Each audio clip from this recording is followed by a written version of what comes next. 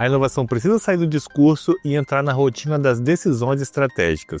Mas você sabe o que significa essa inovação e como ela se encaixa no cotidiano? O Estúdio IDS Brasil recebe o especialista em tecnologia e transformação digital e fundador da BC Partners, Renzo Colnago, para falar sobre inovação, sua descentralização dos polos e os caminhos para aproximar os jovens capixabas das oportunidades na nova economia. Eu sou Eric Oaks e esse é o ES Brasil Entrevista.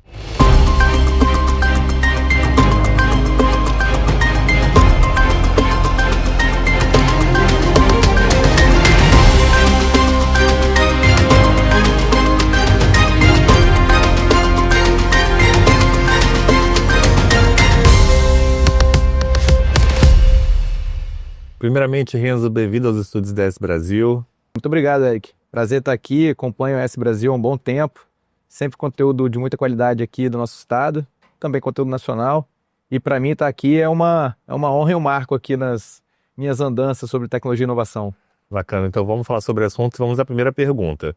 Na sua visão, o que ainda falta para o Brasil, especialmente o Espírito Santo, transformar a inovação em crescimento econômico consistente? Perfeito. Olha, essa é uma pergunta, de certa forma, que nos traz uma reflexão profunda, né, sobre o papel da inovação na economia. Acho que a inovação, ela às vezes acontece de forma invisível, né? Por vezes a gente vê iniciativas acontecendo em empresas e até empreendedores que trazem a inovação para o tabuleiro, mas às vezes a gente só vê o produto dela, né? A gente só vê o resultado.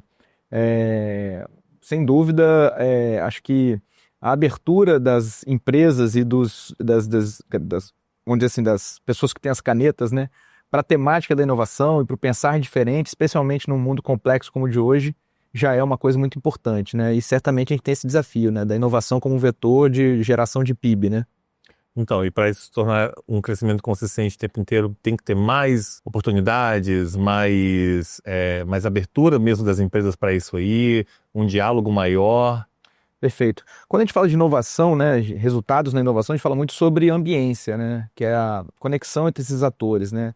É quando a gente começa a ver academia andando junto com as empresas, andando junto com os empreendedores, o governo, de certa forma, o governo de uma maneira geral, né, quando a gente fala governo, é o setor público de uma maneira toda, né, tendo as iniciativas de fomento e apoio, né, quando a gente começa a ver uma sinergia entre esses atores, a coisa tende a acontecer, né? E eu também sou um adepto da visão de que a economia criativa e a criatividade é muito importante para a inovação, né? Então, quando você começa a ver arte, moda, cultura andando junto, isso gera uma ambiência que fica favorável ao nascimento de ideias inovadoras, vamos assim dizer. Bacana, então essa cadeia forma corrente.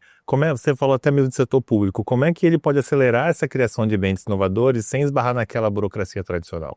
Perfeito. Acho que na última década a gente viu muitas iniciativas acontecerem em prol dessa agenda. Desde, vamos dizer assim, questões mais diretas como fundos de fomento à inovação, programas públicos, né? Acho que um primeiro que eu me recordo aqui, que foi um programa muito bacana do governo federal, que foi o Startup Brasil. Diversas outras iniciativas surgiram. Aqui no nosso estado a gente tem bons exemplos, né, de iniciativas do governo do estado, com apoio da FAPES, né, com as chamadas, tanto para quem tem uma ideia em estágio mais inicial, com recursos menores e programas de mais capacitação, ou empresas que precisam de mais recurso para dar aquela escala maior ao negócio. E eu acho que um destaque também que a gente tem que fazer, um recorte importante, é o nosso fundo soberano, né? Nós somos o único fundo soberano aí, público aqui que a gente tem, né, fundo soberano de fato, e já tem bastante, já vê bastante ação, aí, bastante agenda boa acontecendo a partir do que foi promovido com esse fundo, né? Todo esse momento aumentou o número de hubs aqui também, não foi isso? Nesses últimos anos, é nesse ponto que a gente chega. Perfeito. Assim, os hubs, eles são, para quem está nos ouvindo aqui, né, os hubs são espaços de colaboração e conexão entre empreendedores, empresas, academia, né? Coworks, de certa forma, podem ser hubs podem ser coworks, né? Acho que A pejotização é um fenômeno também interessante, porque pessoas conseguem empreender de forma facilitada. É diferente de você abrir uma empresa 20 anos atrás, hoje você tem mais facilidade nisso, então você precisa também de um espaço para se conectar, fazer network e também trabalhar propriamente, assim, o trabalho laboral ali mesmo, né, de sentar, ter um ambiente ali propício a isso. E naturalmente essas conexões acontecem, né? E também a gente viu que tiveram algumas iniciativas, inclusive de fomento, né, para os hubs, para ajudar na estruturação e dar visibilidade às iniciativas, né? E a gente tem casos bacanas de hubs já aqui no Espírito Santo, destacando o Base 27, o hub da FUCAP, indo para o interior a gente tem o Bússola Hub em São Mateus, a gente teve uma iniciativa também em Colatina, então assim, a gente vê que esse é um formato que tem, um formato adequado, vamos dizer assim, à arquitetura de sociedade que a gente tem hoje, né? Bacana você falar de interior, que aí a próxima até pergunta está ligada a isso. O que falta para os polos de inovação se tornarem centros economicamente autossustentáveis, mas fora da capital? Perfeito. Acho que a conexão da agenda de inovação e transformação das grandes empresas com essas iniciativas, com essas estruturas, pode dar um caldo interessante, né? A inovação, ela, de certa forma, para acontecer de forma estruturada dentro de grandes companhias, ela exige tempo e recurso. E quando você consegue se conectar com um ator externo que já está fazendo isso por propósito ou por visão, você consegue às vezes ter até uma justificativa financeira, né? Ora, talvez eu desenvolver inovação internamente aqui na minha companhia vai me custar 10. Talvez se eu patrocinar essa iniciativa externa aqui, que vai me gerar resultados semelhantes, vai custar 8, né? Então, acho que tem uma oportunidade dessa conexão acontecer entre grandes companhias e hubs, e também os atores regionais ali públicos também, de certa forma, gerar e promover ações de fomento a isso, né?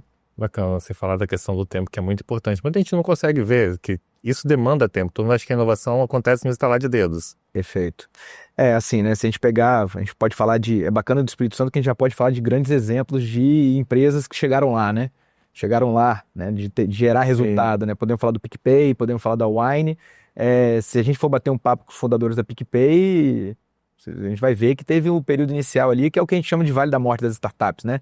Que no começo tem aquela alegria, aquele entusiasmo de vou mudar o mundo. Depois você começa a ver que você tem um desafio de adquirir clientes, de adoção, porque geralmente inovação você está trazendo um paradigma novo.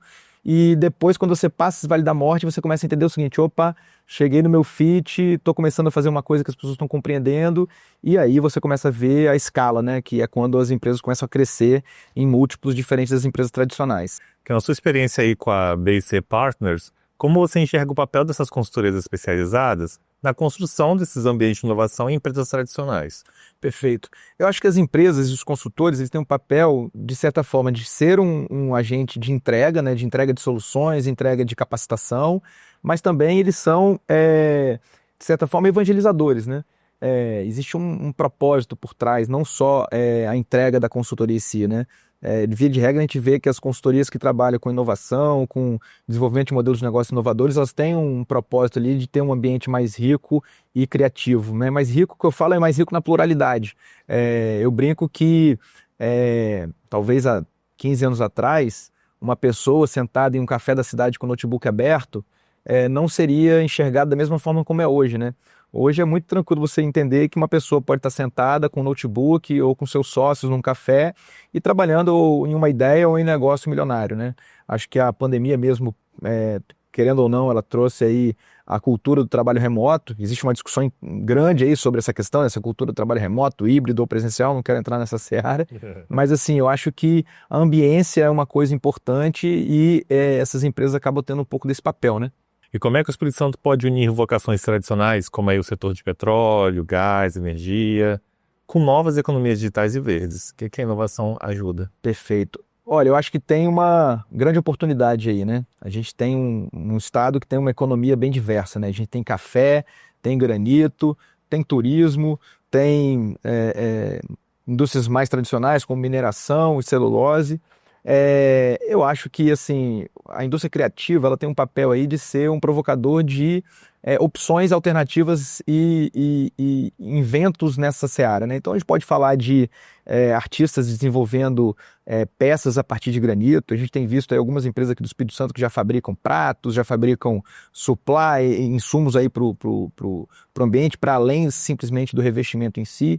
A gente vê aí o café, café especial, né? Assim, de ver um movimento muito forte aí trazer conteúdo e criatividade para os cafés, né? A gente tem visto aí mais arte nos cafés, embalagens chamativas e também um trabalho muito forte aí de desenvolvimento da cadeia para fazer o café especial cada vez um produto melhor.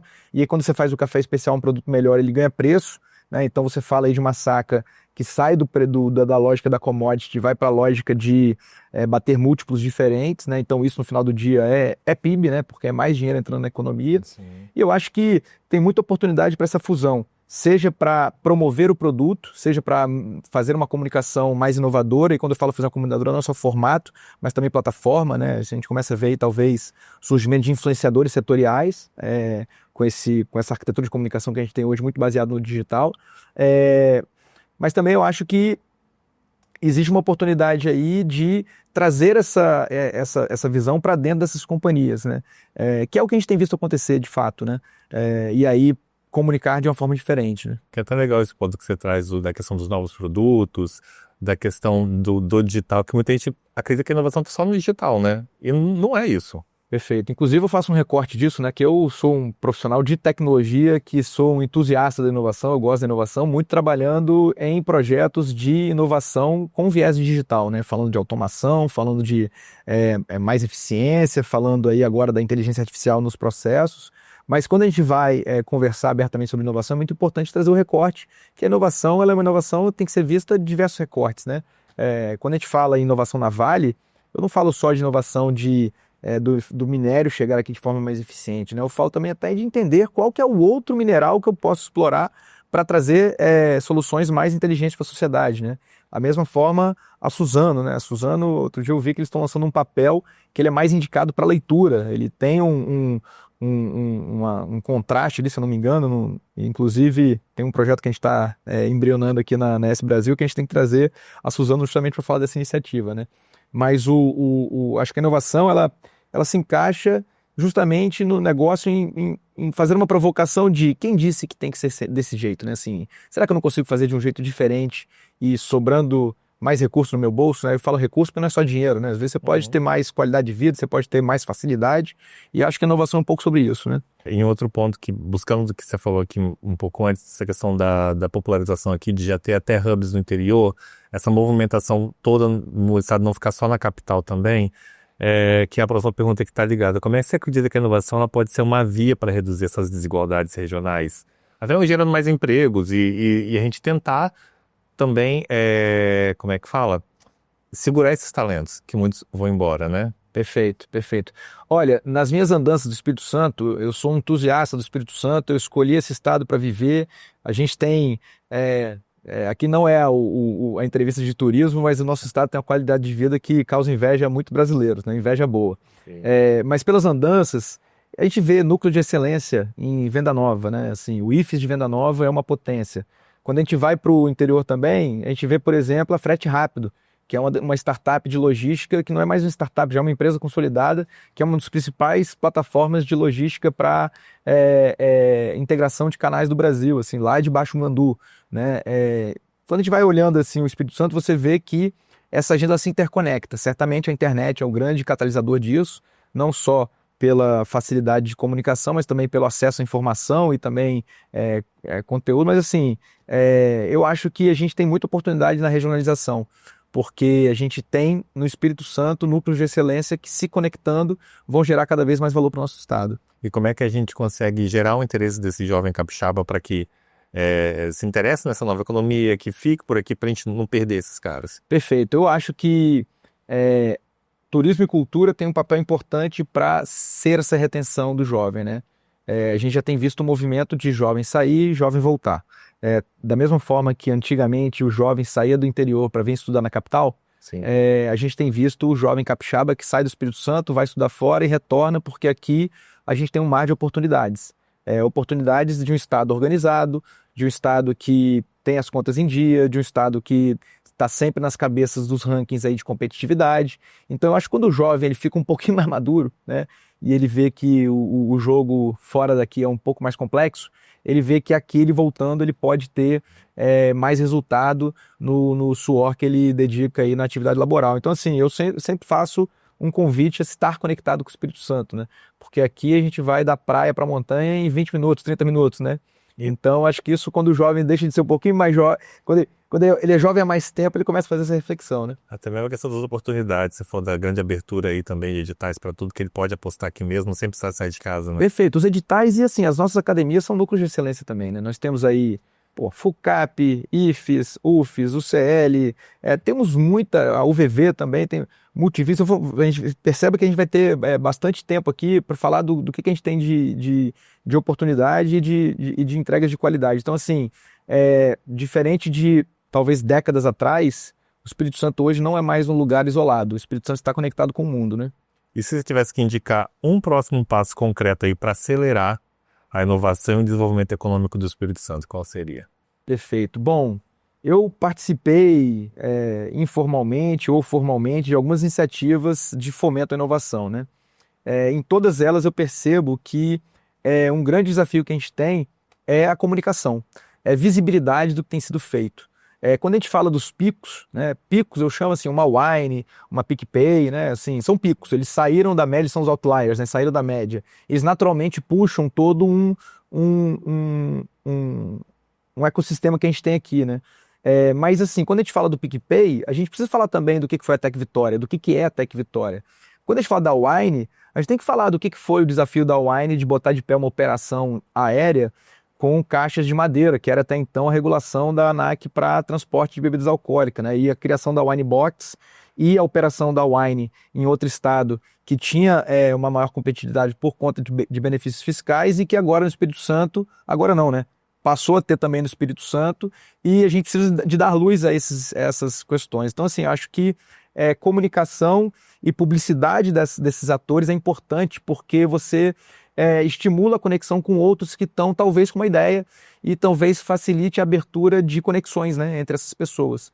E aí eu já vou puxar o gancho aqui para fazer um pouquinho de jabá, né, para a gente falar de um projeto que está nascendo aqui, inclusive com a S Brasil, que é justamente para a gente trazer essas figuras, essas pessoas que estão aí no fronte de batalha da inovação, para uma boa prosa, um bom bate-papo, para a gente conversar sobre as iniciativas e o que tem de oportunidade aqui no nosso estado, né? A gente vai falar mais detalhes desse projeto em breve aqui na S Brasil mesmo, e aí eu não vou adiantar muito, porque senão o Eric vai puxar minha orelha. Não, mas agora eu fiquei até curioso num ponto. Eu queria que você desse um spoiler pro pessoal, pelo menos aí, de como vai se chamar, pelo menos. O que tá composto nisso aí? Boa. Pessoal... Bom, a gente uma construção de muitos cafés, né? E alguns bons almoços, surgiu um projeto chamado Café com Muqueca, né? E aí a gente fala, mas café com muqueca, né? Assim, bom, muqueca e café são marcas do Espírito Santo, né? A gente tem o melhor café do mundo e algumas vezes saiu aqui do Espírito Santo, né? Nas premiações. E a muqueca é a capixaba, né? Porque o resto é peixada. E eu, pelo menos, nunca comi uma muqueca sozinho. Muqueca é um negócio que a gente reúne em torno de uma mesa, em dois ou em grupo, e geralmente um bom papo, né? E para selar a muqueca também, o bom papo, o café. E o café também é um convite às reuniões, né? Geralmente você vai convidar alguém e fala, vamos tomar um café, vamos botar o papo em dia, e daí surgiu essa fusão do café com muqueca, que são dois itens que nem sempre a gente fala em conjunto, mas estão sempre juntos, né? E daí vai surgir o nosso podcast, que vai vir com algumas outras iniciativas, né?